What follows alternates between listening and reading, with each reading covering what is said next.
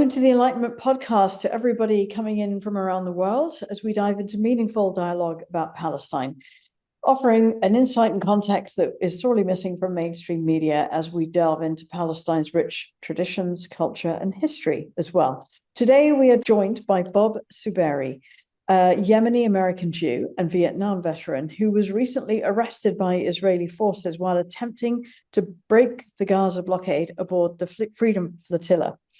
And he is here with us to discuss Palestine, justice, and dismantling Zionist propaganda. Before we begin, I want to acknowledge that this week, the forced expulsion of Gazans is looming large, with Israel's insistence on taking over Gaza City. And the Israeli forces have managed to kill even more journalists, presumably to help create the news blackout that they need for this continued genocide. All 5 of the Al Jazeera team in Gaza City were brutally targeted and killed last week. In the meantime, settler violence in the West Bank continues. The BBC ran a piece on settler attacks because one of their reporters was there when an attack actually happened out of the blue. A reminder that these are not, sadly, isolated or random incidents. They are constant daily attacks, a brutal terror campaign to make life even more miserable for Palestinians in the West Bank. On to our guest. Bob Suberi is a 77-year-old former St. Louis restaurant owner who spent 58 years as a committed Zionist before his 2019 awakening in the West Bank. He now leads Veterans for Peace, St. Louis, and does protective presence in Masafer Yatta in Palestine.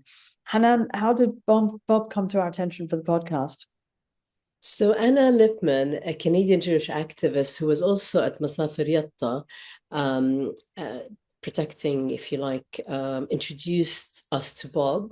And we did a podcast with her too. So if anyone has missed it, please watch it. And really Bob's courage in facing arrest, trying to deliver humanitarian aid to starving Palestinians, and also his extraordinary journey from a fervent Zionist to a Palestinian solidarity activist really represents the moral awakening, if you like, that we all need to have from Jewish communities worldwide. So please say welcome to Bob Suberi for the podcast. Ahlan, Bob. Nice to have you. It's good to be here. Thank you for having me. Thank you. Bob, if we can start with your background, if you could talk to us about growing up as a with Yemeni Jewish parents, how did they end up in Palestine? And also, why did they leave before the Nakba, the catastrophe, as we Palestinians call it? And also, Bob, could you talk a bit about what shaped your early understanding of Palestine and Palestinians? Okay. My mother was born in Jerusalem. Her parents immigrated from Yemen at the turn of the century, the 19th, 20th century. My father actually immigrated to Palestine in 1919. He was 5 years old, immigrated with his father and his sister. They were Yemeni Jews. And I don't know, they died 40 some odd years ago. And so I was too young to ask them many of the questions that I would ask them today, unfortunately, like why they left Yemen and why they left Palestine when they did. They left in 1938, 1939, before the establishment of the State of Israel. As far as what my understanding of Palestine, what I understood from them was very little. We grew up in a very white Protestant neighborhood in Southern California. And I think it was very important for them as immigrants to fit in. They actually bought a house in a subdivision that restricted Mexicans, Jews, and blacks into that neighborhood. That changed a few years afterwards. But I don't think that they didn't teach us Arabic. Arabic was their first language. They also spoke Hebrew, of course. But they talked very little about Palestine. So, and Palestinians, uh, they talked very little about their history. I think they very much wanted to assimilate. Part of that assimilation was us connecting with the Jewish community, which was predominantly Ashkenazi, and along with that, the whole Zionist ideology. So I went to, my brothers and sisters and I went to Zionist summer camps. We went to Habonim, now called Habonim Dror, and which was, very liberal, uh, in terms of, our political, its political leanings. So we all grew up kind of liberal, uh, black rights, voting rights, immigrant rights. Uh, but when it came to Palestine, that was a very different story. We were uh, very strongly indoctrinated in Zionist tradition that Israel belonged to Jews, and along with the Hasbara associated with that, that it was a land without people for a people without a land. Of course, the Holocaust played a huge part of that. Required reading in our family was Exodus, the fictional story of, the establishment of the State of Israel. I was born in 1948, so 3 weeks after the establishment of the State of Israel. But I never heard my parents say anything negative about Palestinians. They just didn't talk about. I wish I had the opportunity today to ask them questions. My father grew up in Masharim. He was an Orthodox Jew. My mother grew up in Beit Safafa and Silwan, which were areas where a lot of Yemenite Jews lived, together with Palestinians. I never heard my father say anything negative about living with Palestinians. He did make comments about having a lot of respect for Islam and how they practiced their religion and how their religion was an integral part of their lives.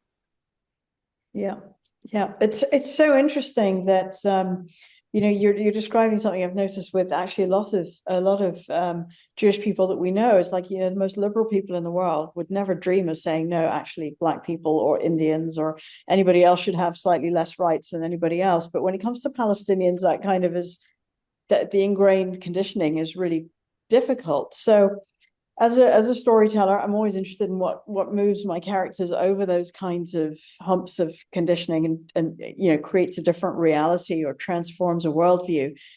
You've described decades and decades of what you called hardwired Zionist conditioning through multiple visits to Israel, through summer camps. What was it? I think in 2019 there was a moment for you in the West Bank, if I'm not wrong, where something that made you feel the reality of Palestinian conditions, which I think you described as, quote, worse than animals. What was that? What finally made a difference to 6 decades of Zionist propaganda? Let's back up a little bit. In 2006, I joined a delegation of older Americans, mainly male Americans. There were a couple of Europeans there, a woman and a guy from Denmark. We joined a program called SAR-L. In English, they refer to it as Volunteers for Israel. I refer to it as Birthright for Old People.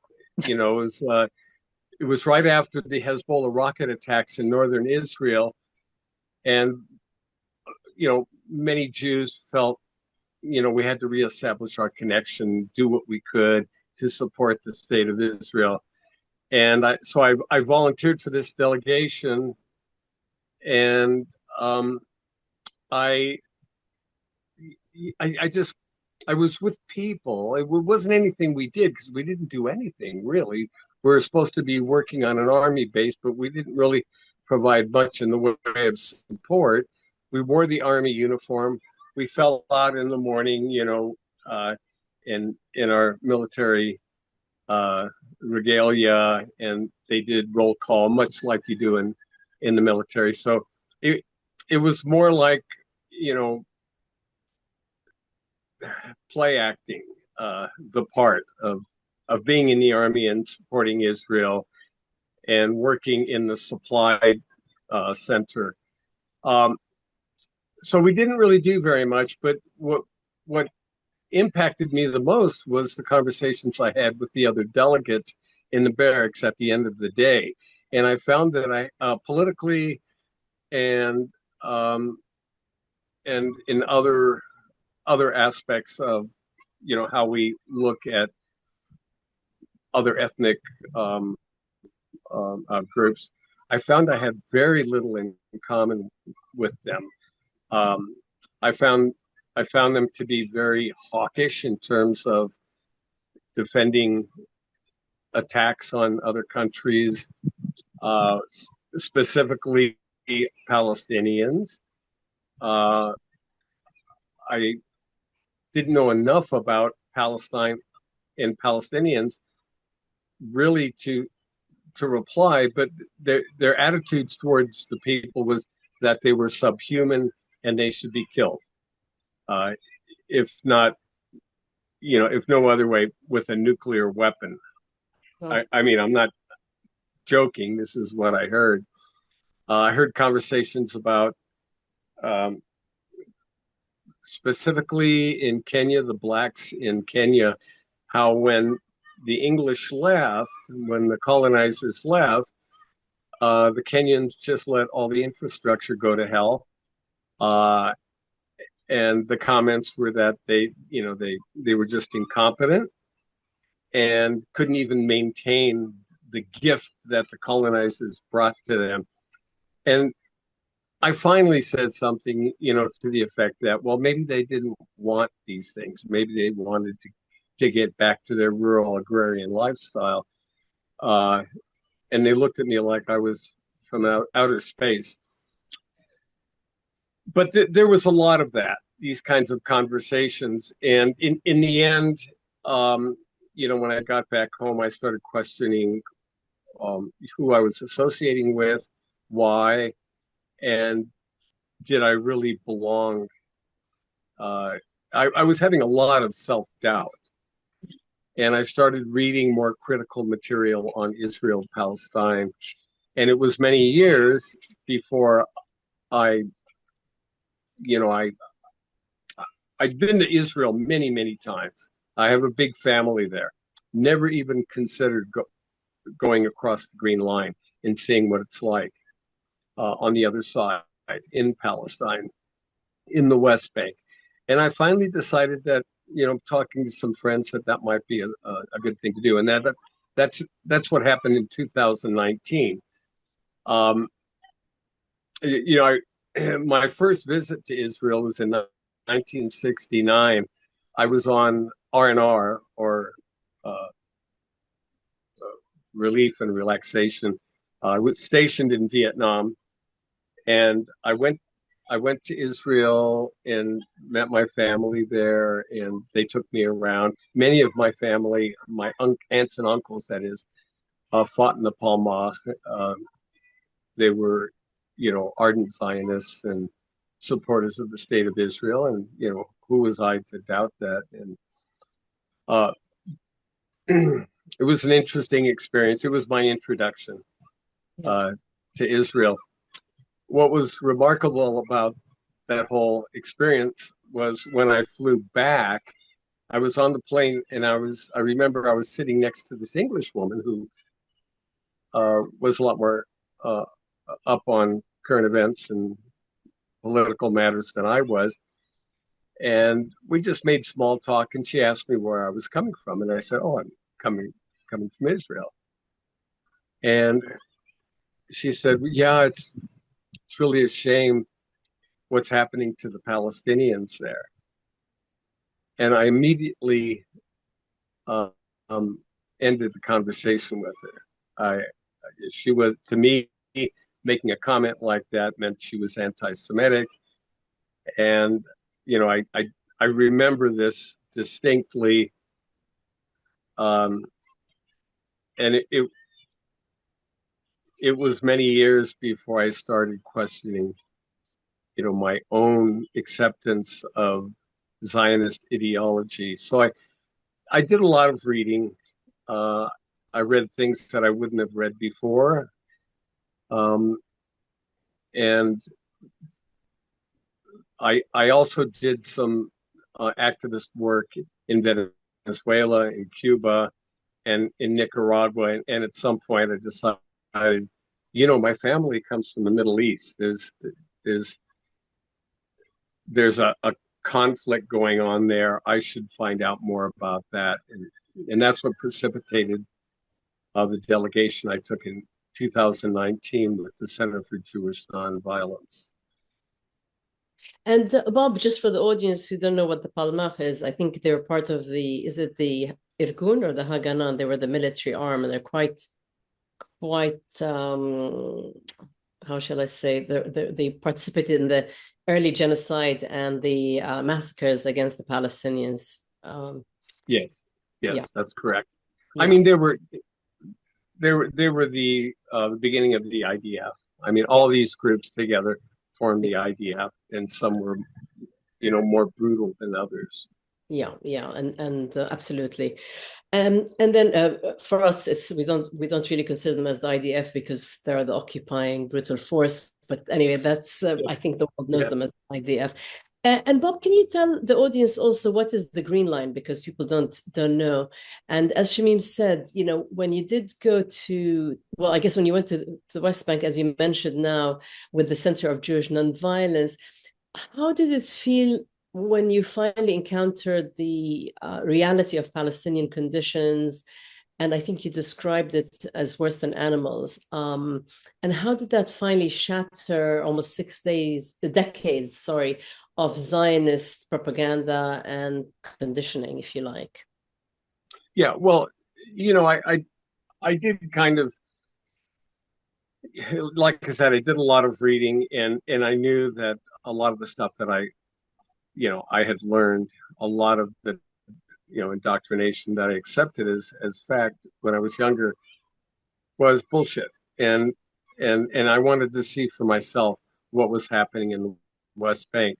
I signed up first for Eyewitness Palestine, and then I through searches on the internet discovered the Center for Jewish Nonviolence, and I thought, yeah, this would suit me better since I'm Jewish, and we all probably experienced that same indoctrination when we were young. So I went with them instead. There's also their delegations were based around an action supporting Palestinian rights and Palestinian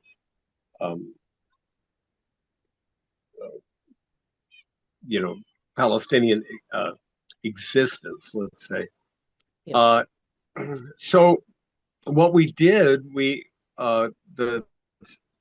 first of all, CJNV prepped us a lot. They were really, really organized in terms of preparing us for encountering settler Palestinian violence and how the army and the police force fit into that.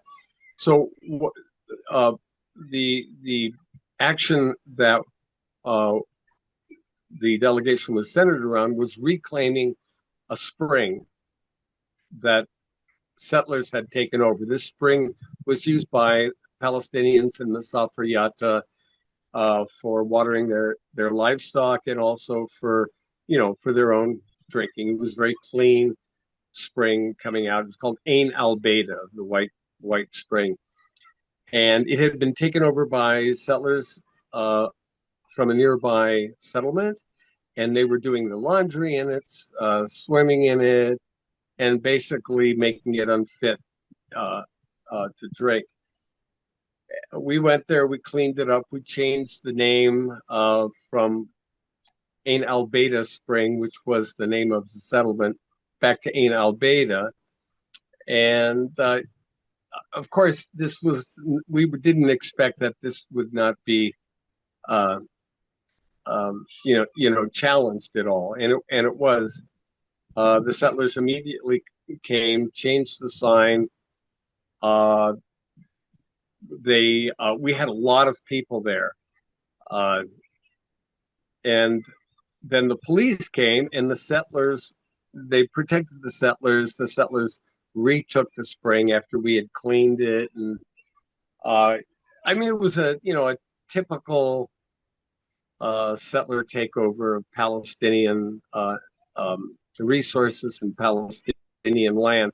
But we got to see firsthand how Palestinians are treated, how their humanity is totally disregarded, and how their lives are made very, very difficult in very basic ways, like water is a very basic resource, and how the settlers who are, committing this violence are protected by the powers that be, the army and also the police, the border police.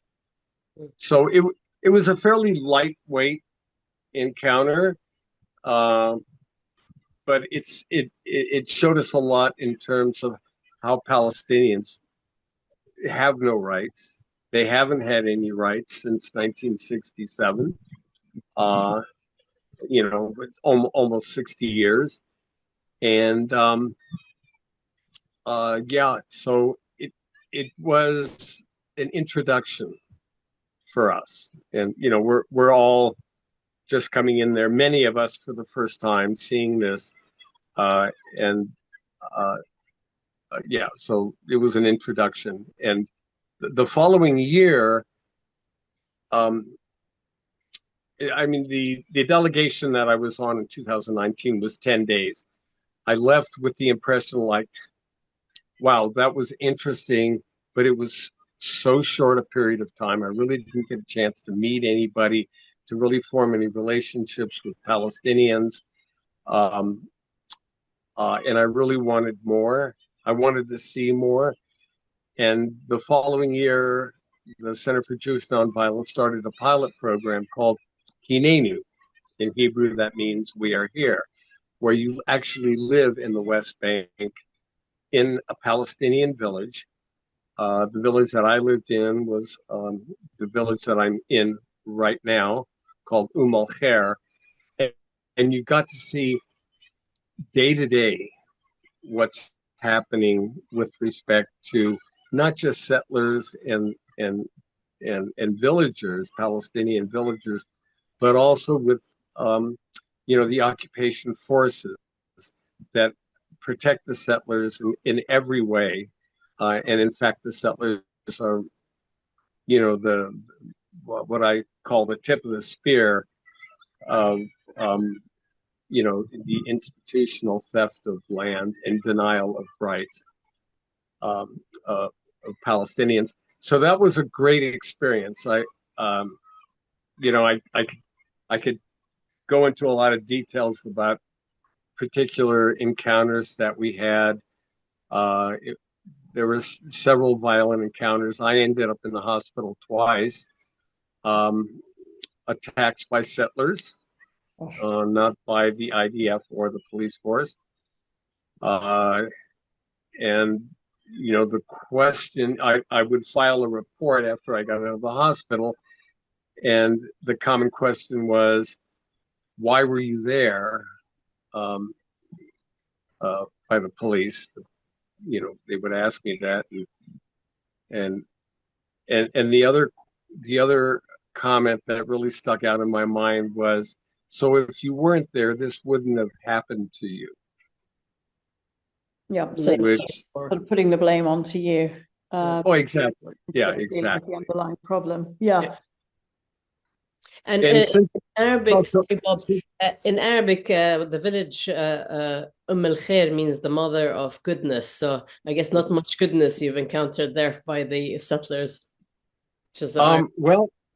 Well, I don't associate the settlers with the village. I mean, the village is just an amazing. I'm just constantly being amazed at how they survive, and how they, how giving and loving they are, and how tolerant they are in spite of the things that they daily face. And this goes without saying, things got a lot worse after October 7th, 2023. Yeah. So Hanan was in 2021. It was also the Unity Intifada happened at that time, and there was just a rash of settler violence going on during the Unity Intifada, both inside of Israel 48 and also in the West Bank.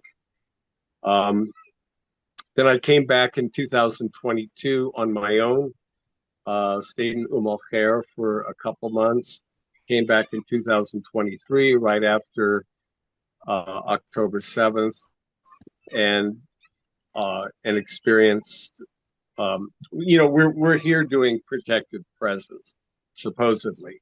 That if we're here as internationals and as Jews documenting settler violence, that they'll be less violent. And that does work to a great extent. Yeah. But not when the IDF and the border police get involved, because they will arrest us. Those that are not Israeli citizens will get deported. Oftentimes, they really don't, when I say they, I mean the settlers and the powers that be, the occupation forces, really don't like us being here. Yeah. Yeah. But Bob, it's interesting that going to a Palestinian village, living there with Palestinians who have, there's no trace of anti-Semitism, and you're going in the way that everybody should ever have come to Palestine as neighbors, not kicking people out of houses, or massacring them. So, obviously, it's possible, done in the right way. But all of this to say, I think your Israeli family warned you against visiting the West Bank. As you say, the IOF, the settlers don't like to see you there. How has your family reacted from this sort of transformation that you've had from being your admission of fervent Zionist to, being a Freedom Flotilla activist, and as you say, a recovering Zionist? Two questions for you. What are some of the personal costs for you with your family, and how do you address the kinds of, do you have difficult conversations with your family or within Zionist elements of your community, and how do you handle that? Yeah, I mean, that's a great question. When the first 2 years that I came here, I would visit my family, and then I would come to the West Bank and stay. I was developing relationships with Palestinians. I always looked forward to being here. They were very generous and very welcoming when I and other activists came. I would say in 2022, which was like the third time I came, and I came on my own. I came straight to Khair, and I called my family and I said, "Hey, I'm in Palestine. I would love to set up a time when it's convenient to come and visit." And I have a big family, and I got very kind of not enthusiastic responses from them. And one of my cousins said to me, she said, "If you're going to use words like Palestine, we can't have a relationship." Oh, wow. Okay. And unfortunately, since 2022, I haven't really had much contact with my family. I mean, I'm coming here to do protective presence, to advocate for Palestinians, and to a lesser extent write about it, and to take my message back home. They're not really interested in that. The first 2 years I came, I was, in fact, I stayed with one of my cousins, and they would warn me, about my physical safety, like, be careful, if you go to Ramallah or if you go to the West Bank, be careful because they'll attack you. They'll stab you in the back, and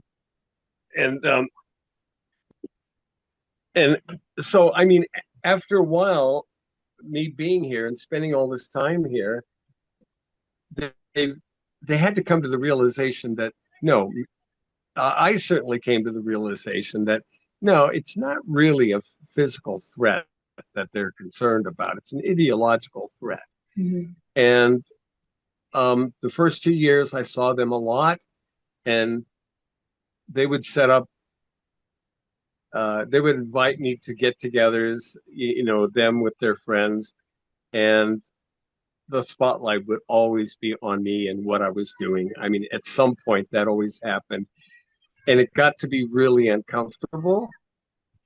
And they would say things like, you shouldn't come here and do politics. If you want to do political actions, you should do that in your own country. And I said, well, my tax dollars are coming here. A lot of my tax dollars are coming here, and frankly, they're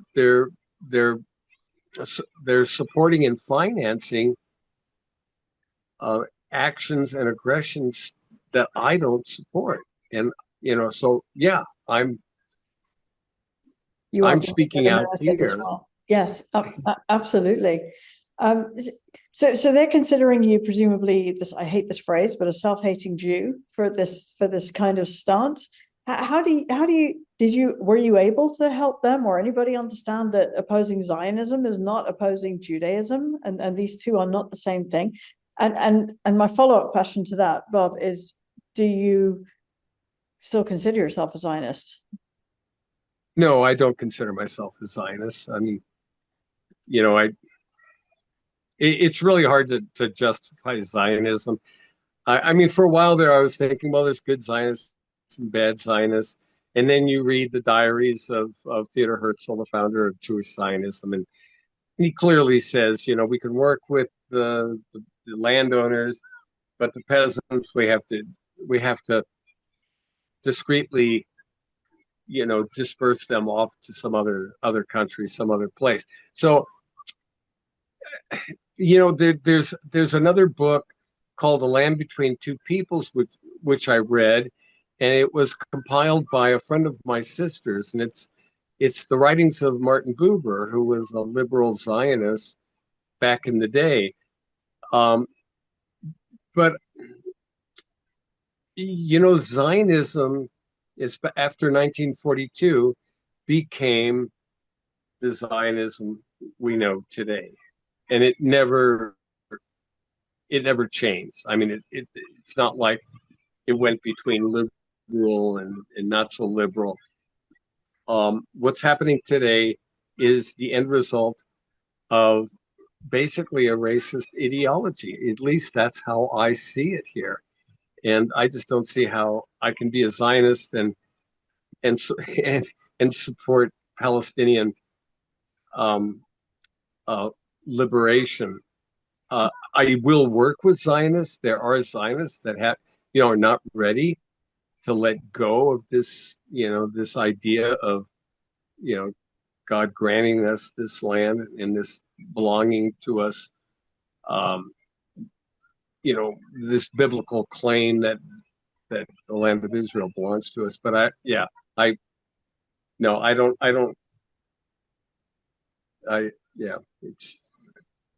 cannot justify it, especially given the history and given these statements made by Zionist leaders in the past.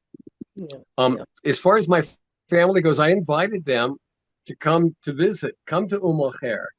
I even had one cousin give me lights for their basketball court. That he had these lights, he wasn't using them, and when I brought them, the villagers were so excited, and they put them up, and I took pictures of it and showed it to them, and I said, "You have to come. They want to thank you." And just couldn't bring themselves to do it. It was almost like an invisible wall there, when it came to talking about Palestinians, that I couldn't penetrate. Mm. Unfortunately, it's, and I've seen it, I've seen this time and time again, even with my family in the US, in terms of trying to discuss what I witnessed here. They never ask me.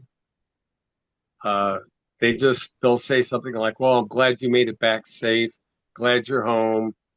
And that's the end of the conversation. And, as much as I try to stimulate a more detailed conversation about what's happening over here, the less eager they are to discuss the topic in general. So, yeah, it's that extreme, perverse level of dehumanization of Palestinians that that they just cannot get themselves past, even though they're the Zionists are the ones who stole Palestine, ethnically cleansed and massacred Palestinians again and again, but yet they've rewritten history to such an extreme level that they actually feel they are entitled and it belongs to them. But that's another conversation. Bob, let's talk about also the Zionist narrative and about Palestinian resistance, because it is allowed under international law, and it's the case for all occupied people anywhere in the world. But the settler calling for Israel is always claiming security, self-defense, and all kinds of claims. And you served, as Shamim mentioned earlier, in Vietnam. You're witnessing on the ground the daily brutality of the settlers and also the Israeli army, who refer to themselves time and again as the most moral army in the world. And now with the Gaza genocide and what's going on, I think the mask has dropped and the world sees them for who they are, the most immoral genocidal army in the world.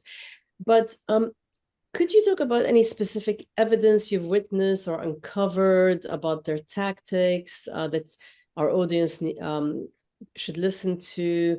And also, can you link the sort of US imperial violence and Israeli settler colonialism? Because I think that's something you're interested in. Yeah, well, they're linked. I mean, the US supports the colonial settler violence that takes place in this country. I mean, Israel wouldn't still be in Gaza if it weren't for American dollars, American political support in the UN, the constant vetoing of ceasefires, and the supply of weapons. I mean, Israel is an extension of US colonialism. It's very similar to how we treated the Indians when we came to the US. It's probably closer. It probably relates closer to that experience than than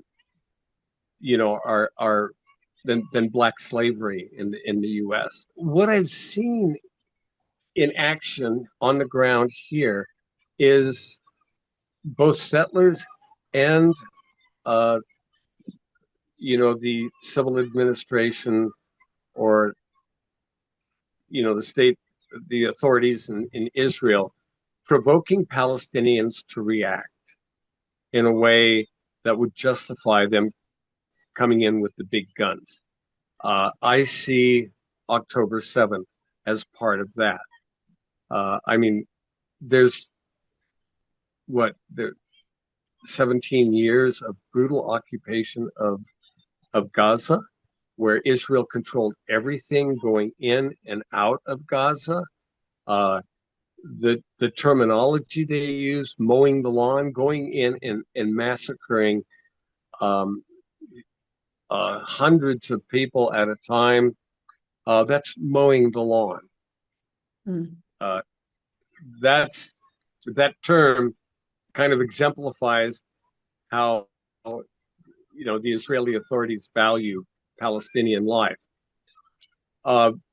Controlling the amount of calories. I mean, they actually calculated this out so that Palestinians can barely live on the calories that that they're letting into the Gaza Strip. I mean, it's kind of sick stuff like that. I mean, it's a prison. It's been described many times as an open air prison. What does one expect to happen when you oppress people that way, when families see their kids, they can't go to school, they have no economic opportunities, they can't, they can't go to schools of their choice. I mean, it's what do you expect to happen? Then there was the and then you have rave party right outside the gates while people are starving and locked in. Yeah, and the March of Return, which was Palestinians non-violently trying to demonstrate against their incarceration and behind the the apartheid wall around Gaza. So I mean, it was bound to happen. Something was bound to happen. And so that was on a larger scale. Now, how Israel has reacted to that is against the law, is against international law in terms of proportionality. But I mean, they brought this whole thing upon themselves. I had family in Nahal Oz, which is very, very close to Gaza. Luckily, they weren't at home there in Nahal Oz when the attack occurred. But the same thing is happening in the West Bank daily. I mean, Palestinians are constantly being provoked to react so that they can come in and start shooting or demolishing villages, which they're doing. Here in Khair, okay, you mentioned the flotilla. So I was on the Freedom Flotilla, the most recent one. We got within 50 some odd miles of Gaza. We were intercepted as we expected we would be. And I arrived, there were two of us that were Israeli citizens on board the boat. Out of the 21 volunteers that were on the boat, the two of us were treated differently. We went to a different police station. The others went to a immigration facility where they could be deported as quickly as possible. We were told that there could be charges against us. We didn't sign some paper stating we would never attempt to go to Gaza again. We didn't sign. They said, well, we'll just make it for 1 year. We refused to sign that.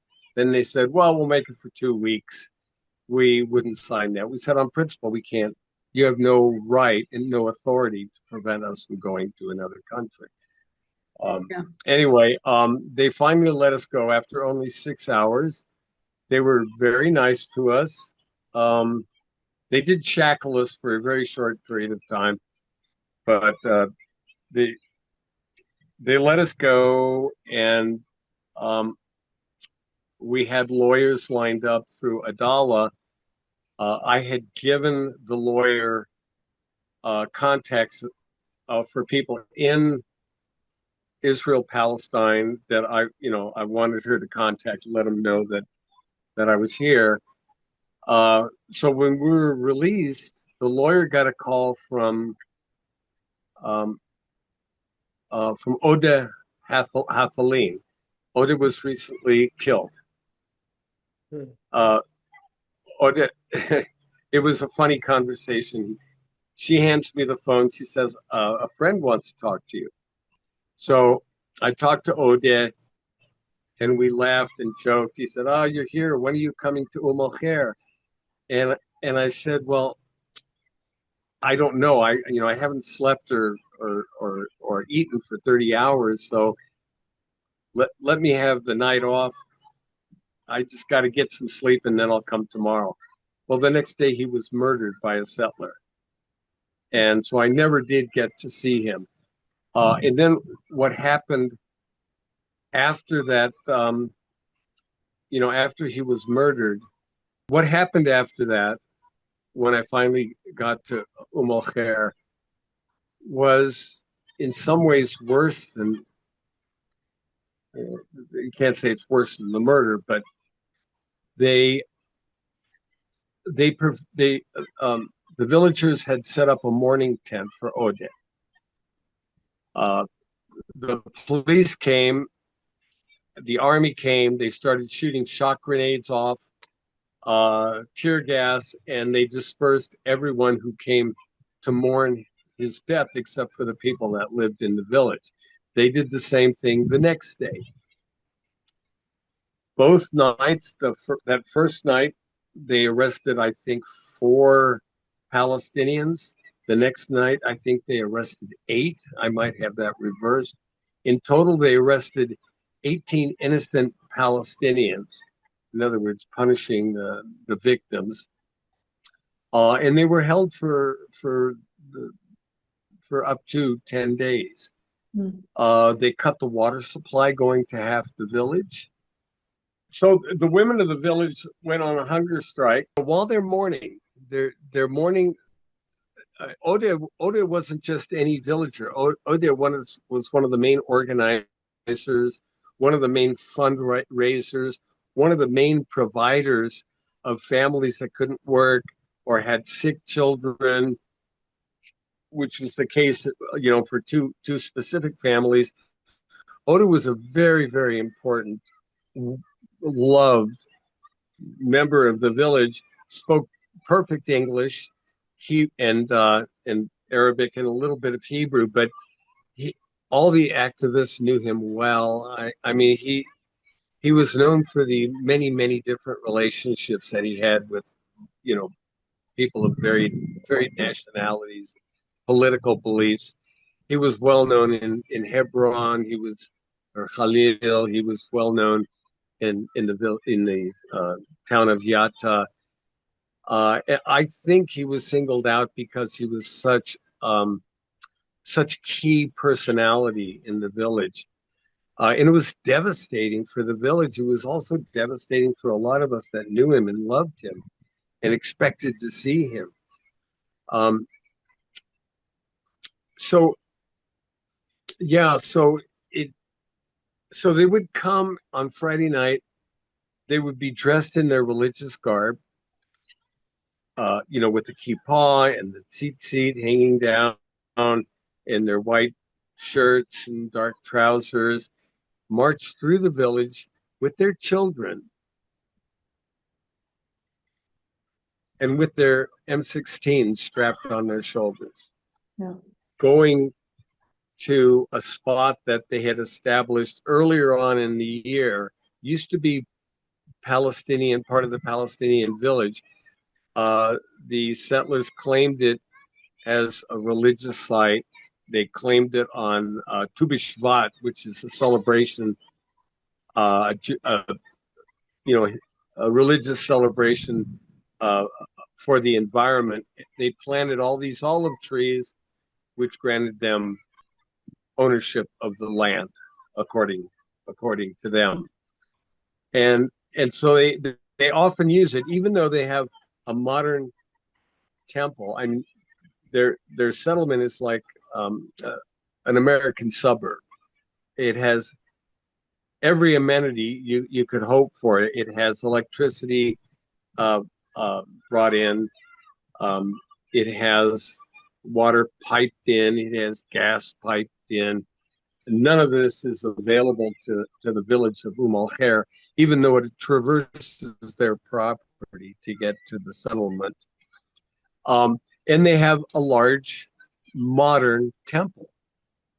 But no, they're going to pray on this land that they just stole from the Palestinians because it's right next to their community center where the children gather and where the adults gather and where we were mourning the death of Odeh. And it's the desecration of Judaism. Yeah. And Bob, just for our audience, because the settlers are not even legally allowed to be there. They're almost 800,000 settlers in occupied Palestine, continuing to steal the land, to ethnically cleanse the Palestinians. You've witnessed that yourself, to genocide the Palestinians. We call it in Arabic al-Nakba al-Mustamirra, the ongoing Nakba, which never stopped. And yes, these are sort of, people associate the settlers with the more extremists, and there are various factions. But really, I think this Gaza genocide has showed us that it's Zionism, that's the racist ideology. It promotes Jewish supremacy. It doesn't matter if you're on the right, you're on the left, whatever, it's the ideology itself. So maybe you can talk about that and how it fits into what you were just talking about. Sorry, I interrupted. Oh, well, no. I mean, you see what they're doing to their children. I mean, they're creating beasts. They're creating generations of young people who believe that it's okay to dehumanize another ethnic culture that's been on that land. I mean, they just happen to have been on that land for a lot longer than the Jews ever were, and historically have been there for thousands of years. Yeah, it's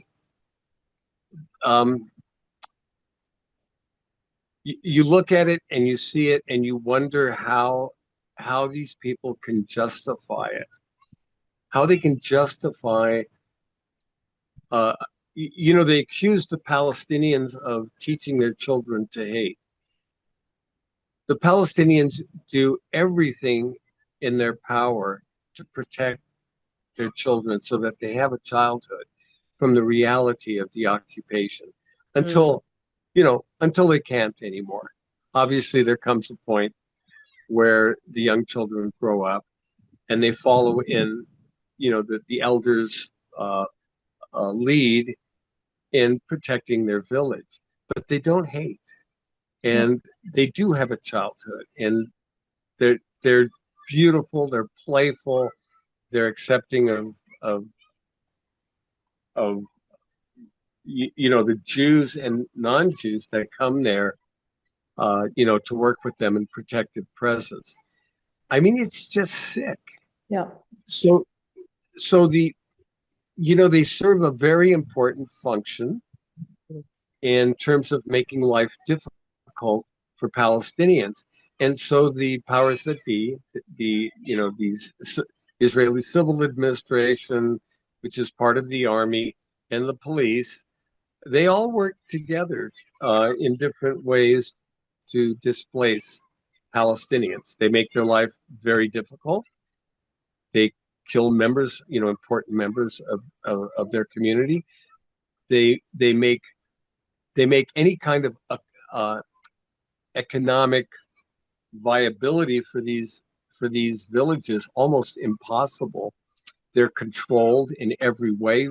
Their ingress, their egress, and in some ways it's even worse in the bigger cities because they're walled off and they have checkpoints going in and out, and at any time they can be shut off. They can be closed, so you can't get in or you can't get out. And in a sense, they're creating multiple Gazas within the West Bank, and as I see what's happening here now, to be treated much the same way as Gaza is being treated now, and that's no joke. I mean, we're in that process right now, and we can't deny the very real probability of that happening. Yeah. I mean, we used to talk in terms of apartheid. My parents are South African and grew up under apartheid, but I think this is a whole different beast. What is going on in the West Bank, and it always has been, to be honest. As you say, this dehumanization has never stopped. The stealing of land has never stopped. I should just be clear that these settlers that you're talking about, who have their own roads, their own, far superior set of, ability to have power and heat and light and all of these things, are on land that was not even part of what was deemed to be Israel, whether or not you think that was even reasonable. This is over and above. So I think there's just this push to take over the entire land. But the idea of dismantling Israeli apartheid. And by the way, I wanted to say that I'm so glad that you mentioned that about Palestinians being so warm, so hospitable, trying to preserve their children's I guess innocence and kindness for as long as possible, because there is this is another piece of Hasbara myth that Palestinians hate the Jews, and I personally, and most people that I know have seen quite the opposite. Whereas we all are watching every day pictures of settler children or Israeli children in general stamping on food that is meant to be handed to Palestinians who are starving to death, and behaving in these egregious ways in the West Bank. So I thank you for bringing that to everybody's attention as well. But is there a way that you feel this apartheid system over there with the separate roads, the separate amenities, all of that can be dismantled? I mean, you're there in Masafer Yatta, which would be good if you could explain a little bit about what Masafer Yatta is as well for our audience. What are you hoping to achieve? What would victory look like to you? Yeah, that's a really good question, because it's gone on for so long. It's hard to imagine what victory could look like. It's hard to imagine the system that is oppressing Palestinians now in every aspect of their lives stopping. The people that you also hear arguments that not all the settlers are that that violent, or there's just a few crazies. Well, that's not true. I mean, the settlement itself is an imposition on Palestinian land that restricts their movement. Whether you're violent or not, the existence of especially here in Khair, the settlement that surrounds Khair, when I first started coming here, surrounded it on three sides. Now it surrounds it completely. The only way, Palestinians just have like a road that penetrates through the settlement so that they can get in and out, and sometimes that's closed and they can't enter or leave.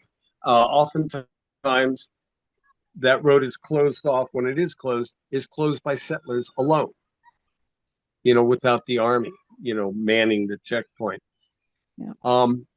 So it's kind of difficult to imagine that all ending, because it's going to require a major shift in attitude of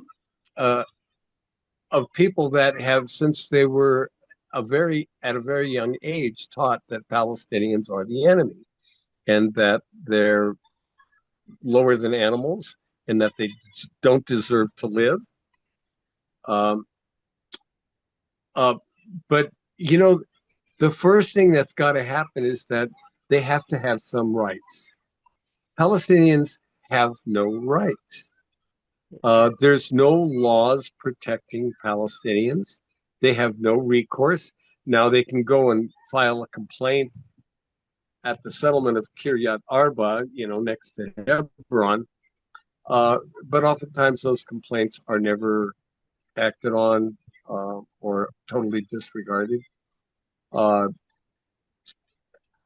give you an example of what happens. There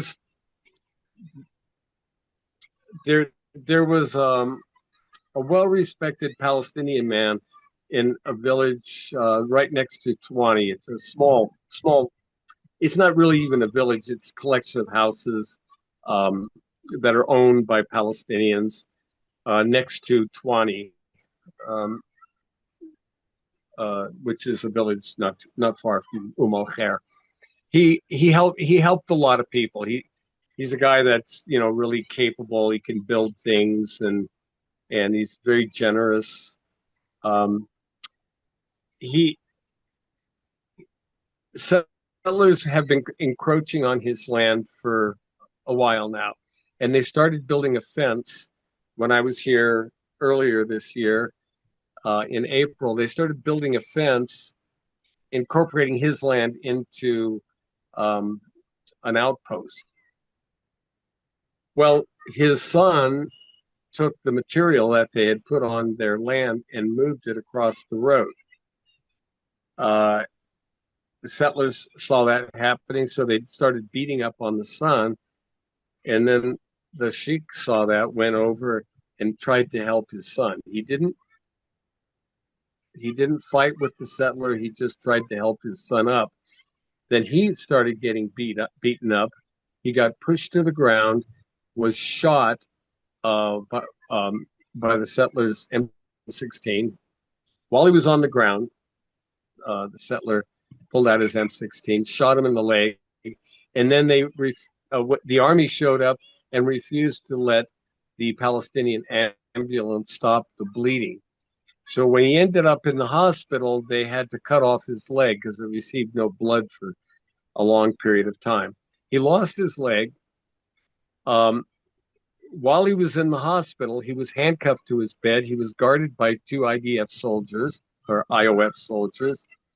And in the end, when he finally was released from custody, he had to pay, I think it was 5,000 shekels.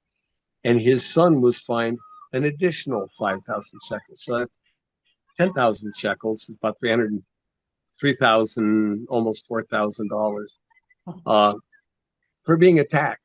And this is really typical. This is typical of how Palestinians are treated. They're attacked, and then they're arrested, and then they're fined. And I mean, there is no protection for Palestinians. Just the other day, just to get back to how children are reared in this environment, how Israeli children, Jewish children are reared. A couple days ago, there was a 14-year-old settler that was on Sheikh Saeed's land, and Sheikh Saeed came over and told him, "Hey, this is my land. You don't belong here." He's on crutches, mind you. Mm-hmm. He's only got one leg. This 14-year-old pushed him down. I mean, absolutely no respect. No, not just for him as an elder, but him as an injured human that that is very, very vulnerable. I mean, it's just sick stuff like that. Yeah, no, and not even a month ago, I think 3 weeks ago, settlers beat to death a Palestinian who is also an American citizen like you, and a young man. Imagine beating someone to death, and again, nothing happened. The U.S. government hardly opened their mouths, and so it goes. So really, we're talking about a very brutal, ruthless, and very racist ideology. And as Shamim said, it should not be conflated with Judaism. But the issue is more and more Jewish people Jews need to speak out and to disassociate themselves from Zionism like you have. But you're still a very small minority. So we're dealing with an apartheid settler colonial ethno-supremacist project, which is called Israel. We're dealing with apartheid, even with Palestinians from 48 who are supposedly Israeli citizens who are also treated like third-class citizens. So really, this kind of fascist ideology and evil ideology today doesn't have a place. So, I mean, for me, it's one democratic, decolonized state from the river to the sea with full equality, reparations, complete resource and land restitution to all Palestinians, and of course, the right of return, which is guaranteed under international law. But I'd like to hear about your bold vision. I know you said you can't see it now, but besides justice for Palestinians, what does a liberated Palestine look like? And you're an Arab-American Jew, if you like, a veteran. How can you, I know you're doing a lot, but how can this inevitable future for justice and liberation happen? Yeah, well, I think we have to keep doing what we're doing. I think we also have to inform people that don't know what's going on. I mean, there's a media blackout on what's happening here. Uh, as I'm speaking for the U.S. I understand it's happening in Europe as well. So we have to keep doing what we're doing. We have to talk with our communities. For me, as a Jew, that means confronting the Jewish community. And right now, especially in St. Louis, where I live, that's not happening. There are a number of Jews that are outraged, that are demonstrating and outraged about what's happening, but they're reluctant to challenge the Jewish community where they gather. Like at the JCCA or in their synagogues, where they'll sometimes gather at synagogues to promote buying Israeli bonds. Which supports the war. It's not a war.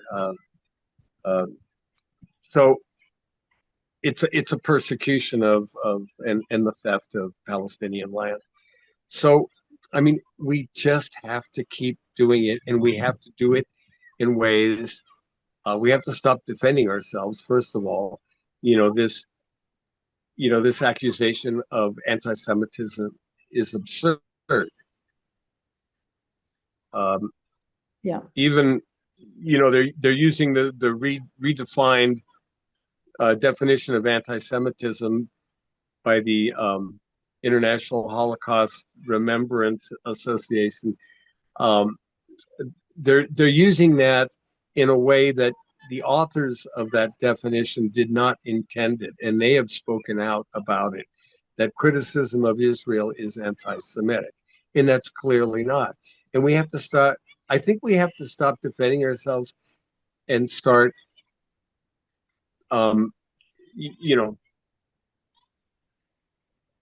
start speaking more directly to the Jewish community about what they're doing and about their promotion of anti-Semitism. What they're doing with the exclusion of,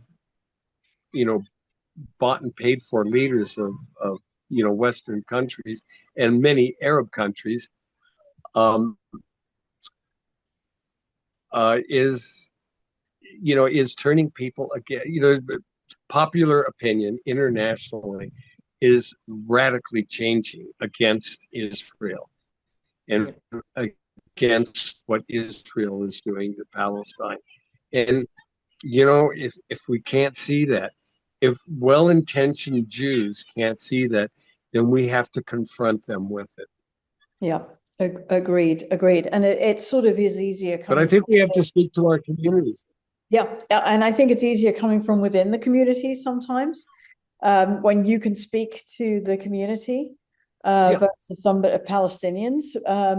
So I applaud you for that. But so Bob, I was going to ask you, what do you think ordinary people can do? You say keep going, but let's just go back to talking a little bit about the Freedom Flotilla. Just tell us a little more about what you achieved, what you hope to achieve with that trip. More boats. And there's this Shumud flotilla that I hope they get off the ground. I really do. The Freedom Flotilla, as I mentioned earlier, I may have mentioned earlier, is already planning their next boat.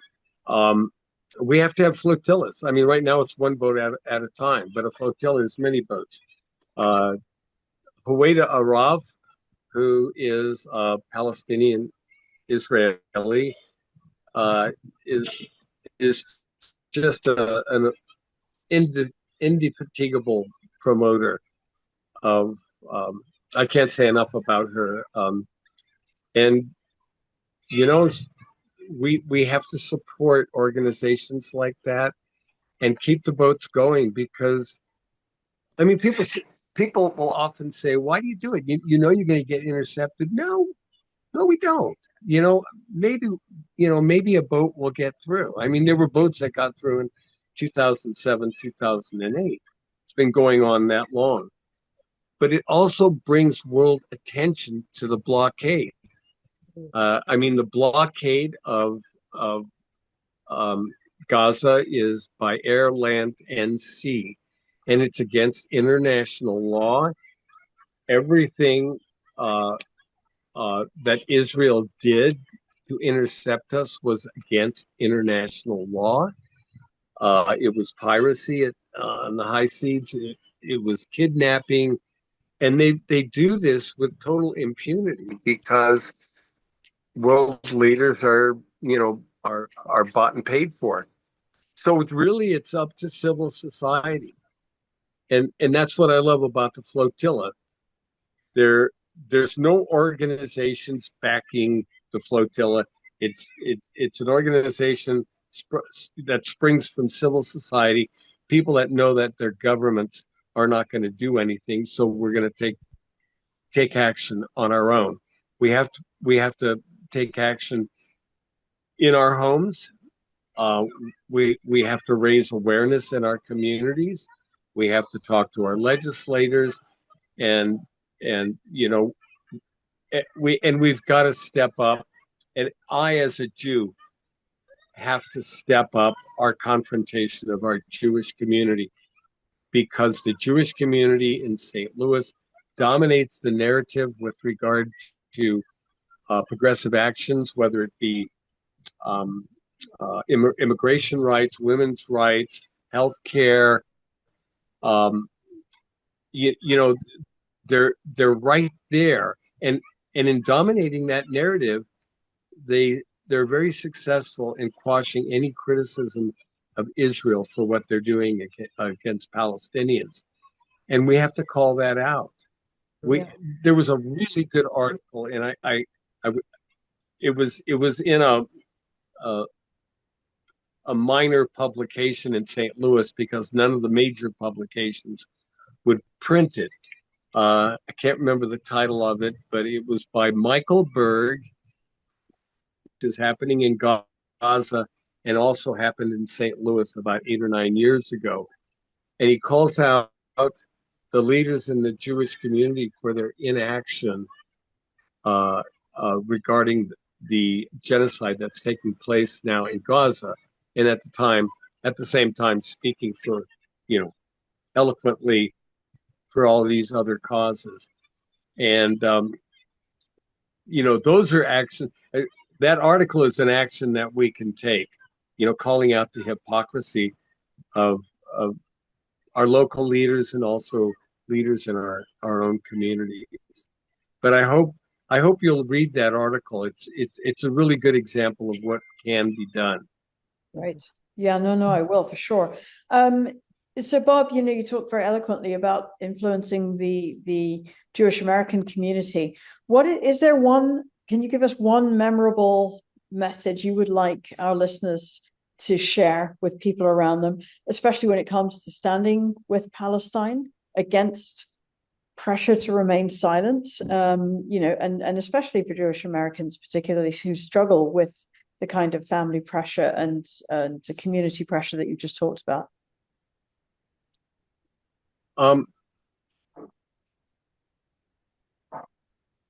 I think world opinion is changing, and it's only a matter of time.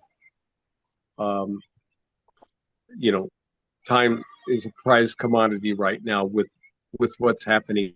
It's already starting. I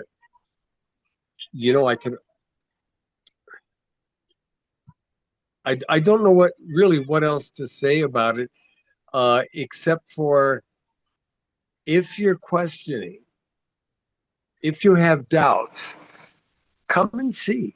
You can still get into the West Bank. Come and see what's happening, because that will inspire you to do things that you may not have thought you were capable of doing. I certainly didn't think I'd be on a podcast right now talking about Palestinian rights. I certainly didn't anticipate myself being on the Gaza flotilla.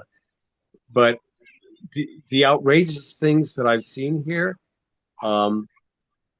Also, it's really, really important, I think, for people to recognize the humanity of Palestine and Palestinians, their culture, their history, the rich, rich culinary um, history. It's funny because, you mentioned that I was from Yemen. When I first came to Palestine and sat down and ate and heard people talking Arabic like my folks did, and heard expressions that I held very dear, like ayuni and haram, and it reminded me of the beauty of the Arabic culture that I was not immersed in it. It was a brief glimpse that I had of it growing up with Arabic parents, but recognizing the humanity of Palestinians is really important, because Israel and AIPAC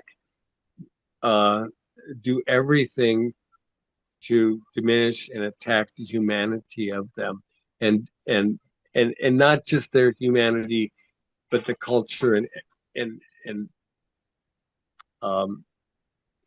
the beauty of their existence here is just Yeah. It's tragic, and it's also cultural appropriation, if I may say so, because especially in terms of the food that you were mentioning, and it is a tragedy, because it is a most beautiful culture. It's a culture that's thousands of years old, and it's being quite deliberately erased, and it's just unacceptable that in this day and age it's happening. But I thank you, Bob, for being here with us, and for going through all of your awakening, if you like, and your calls to action. As Frederick Douglass said, power concedes nothing without a demand. Sadly, it shouldn't be that way, but that's how it is. So history will judge all of us by how much we responded, the actions we take or don't take when it comes to ongoing ethnic cleansing in the West Bank and the genocide in Gaza. It really is our collective responsibility to speak out and against injustice. If you've enjoyed today's episode, please take a minute to like it, to share it with one or two other people, and to subscribe, because that engagement helps us to amplify voices like Bob's that are grounded in humanism and in truth and in justice. Bob, thank you again for your moral courage and your unwavering solidarity with Palestine, and for being there right now. Also, just to wrap, stories and representation matter. Stay informed, stay engaged, speak up, and most importantly, take action for justice for Palestine. As Bob said, it's never too late. He went to Palestine, he went on the flotilla, and he's doing a lot of actions. So really, our collective voice is making a change. In solidarity and with appreciation, see you next time. And shukran, Bob, and thank you for everything you do for Palestinian justice. Thank you very much for what you're all doing and getting our voices out, amplifying the Palestinian voices, because that's what we're doing. The Palestinians are the ones resisting. We're amplifying their voices and supporting them and letting them know that the world hears them.